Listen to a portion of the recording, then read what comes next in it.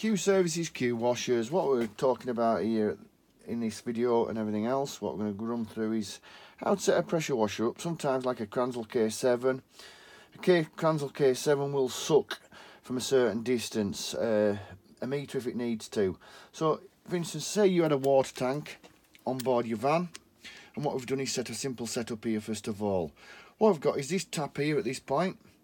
That is your water inlet. So if you wanted to connect up and fill your tank up at that point, you could do.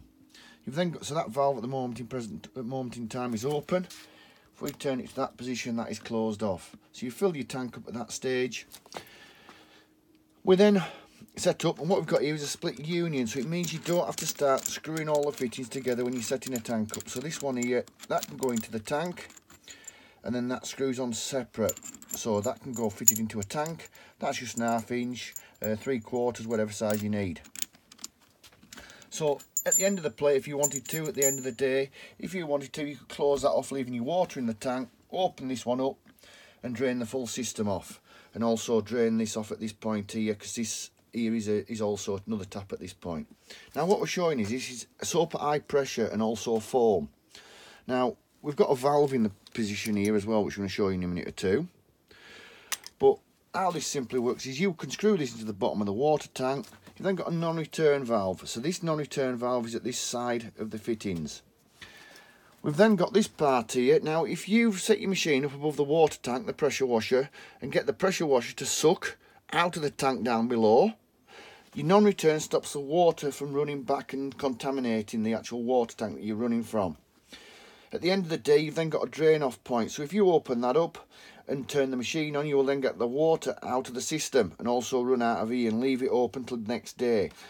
That also then, that non-return, you've got an arrow on there, it points which way it's going, and the water itself is running up here and it's running up to the pressure washer. We then set a T-piece up here, and what we're simply doing is that can then suck, if it's sucking water, and it can also then suck chemical in and go through the pump.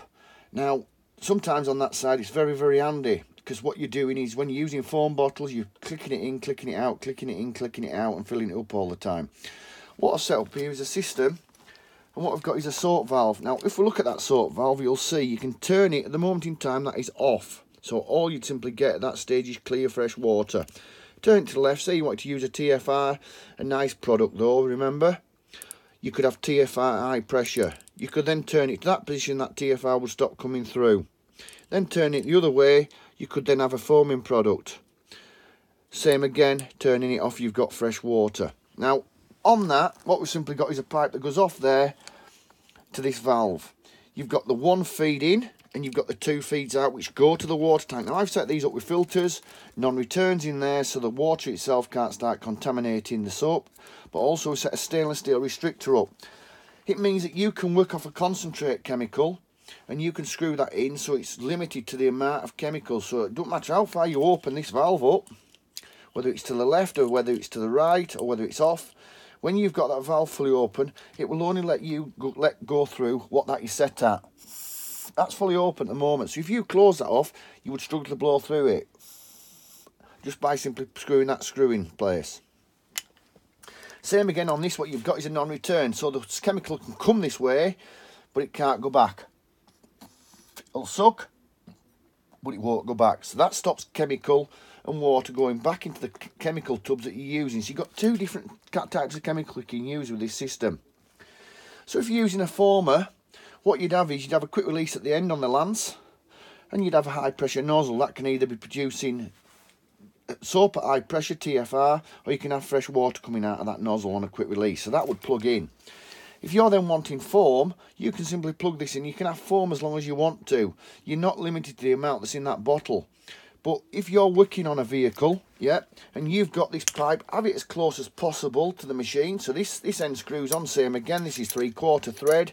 Always remember, most of the time as well, you've always got a filter in a pressure washer. Most of the time it's on the inlet, and that inlets are mainly 3/4 BSP.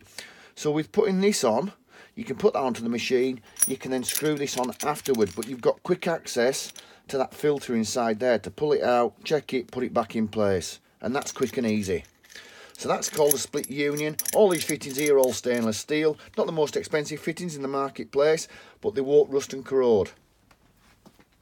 You've then on the system itself, what you simply got there is this soak valve. So this soak valve, if you had this close enough, within probably a metre, and you're using two different chemicals, them two pipes there, they can suck from a long way away. Your soap can be a long way in your vehicle away. All you're simply doing is you've got a knob there, that pulls off, then got a screw. You've then got a locating pin, and that then you could drill a hole with a little plate on, fix that in place. The locating pin, which is there, locates to that point. It then just screws back on, so you would screw that tight up on a little plate that's close to the side door or wherever, so you don't have to lean inside to start messing around. If you're working away and you want to inform, you can turn that on to full. You're controlling the amount of chemical that's being used by this little restrictor here. But what simply happens is, most of the time you've got a 20-metre hose. You can fill that line up, surge it up ready. Before you return, start washing. Once that chemical started to come through at the foaming nozzle, close it off. You've then got enough foam in the line to foam that car up. So you're not walking backwards and forwards with the amount of chemical and start turning this on and off, this valve.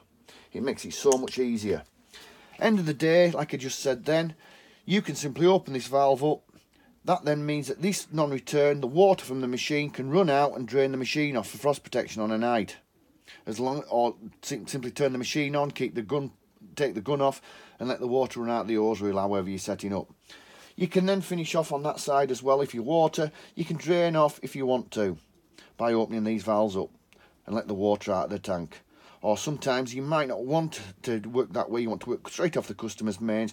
But if you use that and plug straight in off the customer's mains there, leaving that closed off, you will lose the facility to have soap at high pressure because the machine is no longer sucking, it's being force fed with water. So that option of soap at low pressure or high pressure is gone, because at that stage the machine is sucking, he's working at high pressure instead of sucking for its water.